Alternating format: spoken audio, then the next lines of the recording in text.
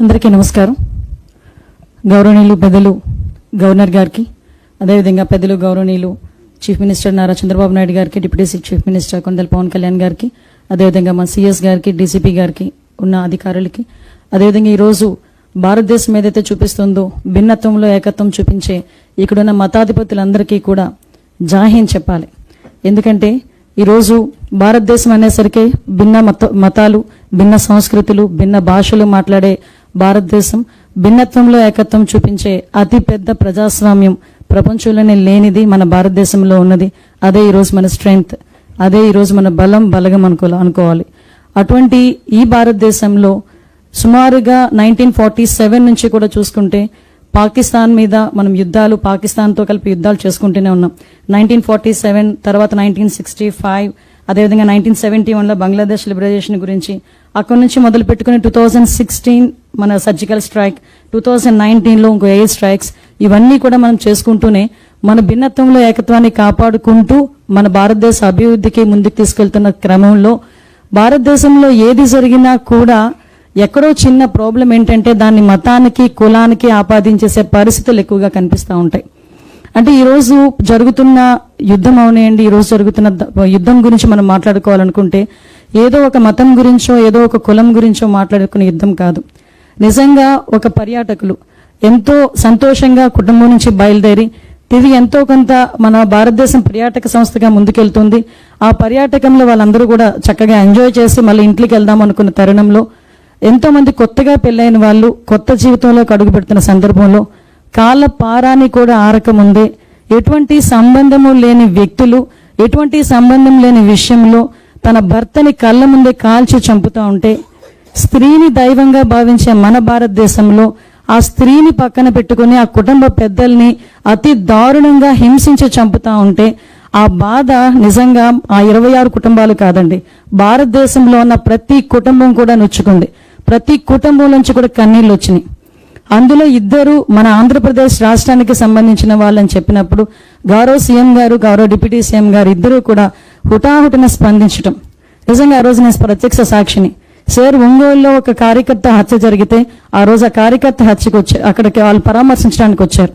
ఈలోపు చంద్రమౌళి గారు dead body మన వైజాగ్ వస్తుంది అని చెప్పిన వెంటనే ఇమీడియట్ గా అక్కడి నుంచి వచ్చి వెంటనే వాళ్ళ ఫ్లైట్ లో వచ్చి వైజాగ్ వచ్చి ఆ డెడ్ బాడీని రిసీవ్ చేసుకుని మళ్ళీ వాళ్ళ ఇంటికి పంపించే ఏర్పాటు గౌరవప్రదంగా మనకి గవర్నమెంట్ పరంగా చేసిన సందర్భాన్ని కూడా గుర్తు తెచ్చుకోవాలి.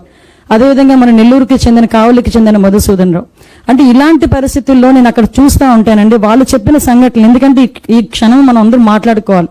ఆ కుటుంబాలు చెప్పిన పరిస్థితి చూస్తూ ఉంటే ఆ కావలి ఇష్యూ అయితే పక్కనే భార్య తలదించుకొని కూర్చుంది, తలెత్తుకు అని చెప్పాడు భర్త. ఈలోపు తలెత్తేసరికి అమ్మాయి ఎప్పుడు తలెత్తిందంటే ఆ భర్త తాలూకా రక్తం తడితో తడిచిన తర్వాత అమ్మాయి తలెత్తి చూసింది. అంటే అంత దారుణంగా చంపిన పరిస్థితులు. ఈ రోజు మనం యుద్ధం ప్రకటించాము లేకపోతే యుద్ధం చేస్తున్నాము అని అంటే అది కేవలం మనం ఏదో కక్ష కొద్దో దాని గురించో కాదు. ఒక ఆడబిడ్డకి రక్షణగా నిలబడాలి. మన ఇంట్లో ఆడపిల్లని మామూలుగా మాట్లాడితేనే చాలా గట్టిగా స్పందించే పరిస్థితుల్లో మన ఆడపిల్లల పక్కనే వాళ్ళ ఇంట్లో వాళ్ళ భర్తల్ని చంపడం, వాళ్ళ తండ్రిని చంపడం చూసిన ప్రతి గుండె కూడా స్పందిస్తుంది. అదేవిధంగా నరేంద్ర మోడీ గారు కూడా స్పందించడం, దీనికి ఈరోజు నరేంద్ర మోడీ గారు కానీ, అదేవిధంగా మన గౌరవ హోంశాఖ మంత్రి అమిత్ షా గారు కానీ, అజిత్ దావర్ గారు కానీ, వీళ్ళు ముగ్గురు కూడా ఒక త్రిమూర్తుల్లా పనిచేసి ఈరోజు భారతదేశ ప్రైడ్ ని కాపాడుతున్నారు. మన తాలూకా ఆత్మవిశ్వాసాన్ని పెంపొందించే పరిస్థితులు తీసుకొస్తున్నారు. ఏ ఆడవాళ్ళనైతే వాళ్ళు కన్నీరు పెట్టించారో అదే మహిళల తాలూకా ఆర్మీ ఆఫీసర్ మనందరికీ తెలుసు, మన ఖురేషి గారు, అదేవిధంగా ఎయిర్ ఫోర్స్ ఆఫీసర్ ఒమికా సింగ్ గారు ఈరోజు ఎంత లీడ్ తీసుకొని మహిళా శక్తిని చాటి చూపించారో మనందరికీ కూడా తెలిసింది. ఇటువంటి సందర్భంలో మనం అందరం కూడా ఏకంగా ఉండాల్సిన అవసరం ఉంది. ఈరోజు గవర్నర్ గారు పెట్టిన ఈ మీటింగ్ నిజంగా చాలా అర్థవంతమైన మీటింగ్. ఎందుకంటే ఎన్నో కులాలు, ఎన్నో మతాలు, ఎన్నో సంస్కృతులు ఉన్న విజయవాడ లాంటి సిటీలోనే ఉదయం చెప్తే సాయంత్రానికి ఇంతమంది మత పెద్దలు వచ్చారంటే భారతదేశం అంతా కలిస్తే ఎంతమంది ఉంటారో ఒకసారి ఆలోచించండి. వాళ్ళందరం కలిసిగట్టుగా ఈ రోజు ఇంకొక విషయం చెప్పాలండి. 75 సంవత్సరాలు స్వతంత్రం వచ్చిన తర్వాత భారతదేశంలో, పాకిస్తాన్లో కానీ ఇంకా ఏ దేశాల్లో కానీ మన భారతీయుడు వాళ్ళని వెళ్ళి చంపేయడనో వాళ్ళని ఇబ్బంది పెట్టడానో ఎక్కడ కూడా కనిపించదు. నేను నిజంగా గర్వంగా చెప్పగలను అన్నమాట, ఒక పౌరాలుగా చెప్పగలను. అటువంటిది అది కాక మనల్ని అక్కడ మన వాళ్ళని ఇబ్బంది పెడతారు, ఇక్కడికి వచ్చి కూడా వాళ్ళు మన వాళ్ళని ఇబ్బందులు పెట్టే పరిస్థితి. ఇందాక సోదరుడు చెప్పినట్టు మతం అడిగి చంపే పరిస్థితులు వచ్చినాయంటే కేవలం మతాల మధ్యలో చిచ్చు పెట్టాలి, భారతదేశ అభివృద్ధికి ఆటంకం కలిగించాలని ఏకైక ఉద్దేశంతో చేస్తున్న పనిగా మనందరం కూడా భావించుకోవాల్సిన అవసరం ఉంది. ఇప్పుడు ఒకటే ఇందాకే మా చీఫ్ సెక్రటరీ గారు కానీ మా డీజీపీ గారు కానీ క్లియర్ గా చెప్పారు, ఏదైతే యుద్ధ వాతావరణం వచ్చినా ఇక్కడ మాక్ డ్రిల్స్ నిర్వహించడం కానీ, మొన్న 7th మాక్ డ్రిల్స్ నిర్వహించడం కానీ, అదేవిధంగా ప్రజలందరూ కూడా ఎటువంటి ఇబ్బందులు పడకుండా చూసుకునే బాధ్యత కానీ గౌరవ గవర్నర్ గారు అదేవిధంగా గౌరవ సీఎం గారు కూడా ఈరోజు తీసుకోవటం, మనందరం కూడా ఈరోజు జవాన్లకి సపోర్టివ్ గా నిల్చోవలసిన బాధ్యత ఉంది. ఆ 26 మంది ఎవరైతే యాత్రికులు చనిపోయారో వాళ్ళకి ఘన నివాళులు అర్పిస్తూ, అదేవిధంగా ఈ రోజు ఎవరైతే మనకు సైనికుడు మురళీ నాయక్ చనిపోయారో ఆ మురళీ నాయక్ నిజంగా ఆ ఒక్క క్షణం చెప్పి ఒక్క విషయం చెప్పి నేను ముగిస్తానండి. నిన్న మా మంత్రి గారికి ఫోన్ చేశాం, ఏంటమ్మా ఎంతమంది పిల్లలంట కుటుంబానికి అంటే ఒకే ఒక్కడు 23 సంవత్సరాలు, ఇంకా ఆడపిల్లలు కూడా లేరు. ఒకే ఒక్కడిని తీసుకెళ్లి సైన్యంలో చేర్చిందా ఆవిడ అని అడిగాను.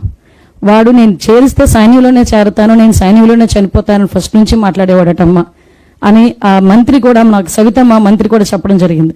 అంటే ఎంతమంది దేశభక్తులు ఉన్నారో ఈ రోజు మనందరం కూడా చూడొచ్చు. మనందరం ఈరోజు ప్రశాంతంగా ఇక్కడ కూర్చొని మన ఇంట్లో ప్రశాంతంగా భోజనం చేయడానికి కొన్ని వేల మంది కొన్ని లక్షలాది మంది సైనికులు మన బోర్డర్లో మన గురించి కాపలా కాస్తున్న వాళ్ళందరికీ కూడా మానసిక స్థైర్యం ఇవ్వాలంటే మనందరం కూడా సపోర్ట్గా నిలబడాల్సిన అవసరం ఉంది. దానికి మీరందరూ ముందుంటారని మనస్ఫూర్తిగా కోరుకుంటూ, ఇప్పుడే ఒక మంచి వార్త కూడా విన్నాం, ఇప్పుడే ఈ కాల్పులు కూడా విరమణ జరిగినట్టుగా అనిపించింది. సో అది కూడా మంచి జరగాలని మనస్ఫూర్తిగా కోరుకుంటున్నాను. జై Hind. Thank you, madam. With utmost respect, I now invite our Honorable Deputy Chief Minister, sir, to address on this moment.